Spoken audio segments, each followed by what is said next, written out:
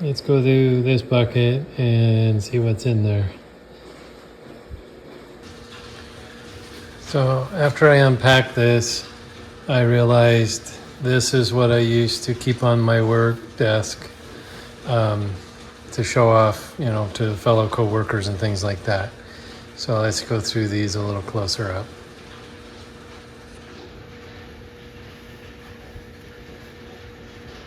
There's a piece of moss agate. It's got some hematite in there. That's why it looks kind of metallic.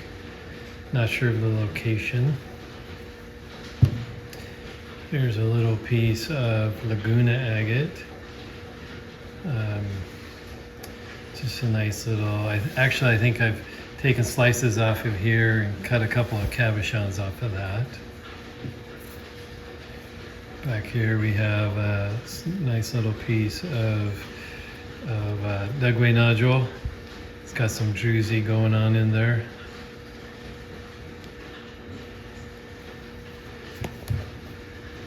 There's a piece of India agate. It's got great fortification all through it, so I cut it into a triangle so you could have a stand up and pick whatever side you wanted to display. There we have a nice double Richardson's wrench. It's got all kinds of good stuff in there, water level, fortification. A couple different events happened here. Water level, fortification, then went back to water level. This went through a few different cycles. There's another classic Richardson's wrench egg, where you can see the little bubble on the bottom where supposedly residue fell from the top and landed on the bottom. So this would have been the orientation within the ground as it formed. A little something going on in there, like a piece of moss or something. I didn't want to take another cut though, because it's a good solid egg. Speaking of Richardson's eggs, this was a triple, and I didn't really want to cut it across this way because then I would have just gotten layers. So I cut it at an angle, 2 different layers or angles, and just have it sitting so people can look at whichever side they like. The pink, and this is from the blue bed, I can tell, but the pink is unusual because typically it was a dark blue agate, more like the previous couple of eggs. But this one's a nice little piece, conversation piece, I guess. Here's a Mexican coconut. It's got some nice, it's got very, very light druzy, or amethyst. I doubt you can see that on the camera though. And nice little bunch of quartz crystals though.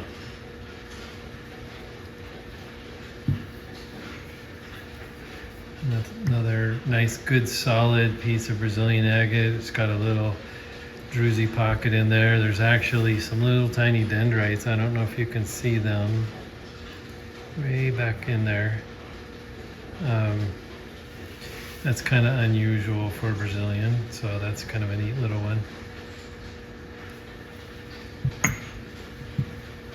Here's another Mexican coconut. I don't know if I can get some light in there or not. No, not really.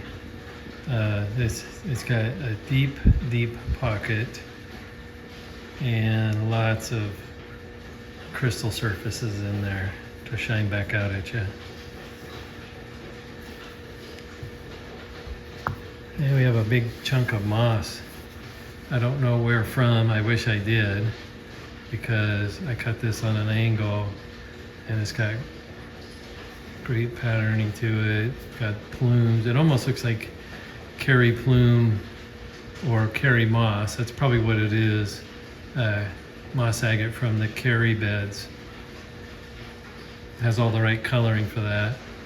It again just makes a nice display piece. And so these, I would put these on my desk just for people to enjoy. There's a nice plumy piece of Graveyard Point plume agate. and you can see from the outside it was pretty easy to tell what it was. So these are all ones that if they walked away at work, I wouldn't be too upset. I mean, I would be upset because somebody was stealing, but it wouldn't be a traumatic loss. But so I'll call this my work bucket. This was my work bucket before I retired.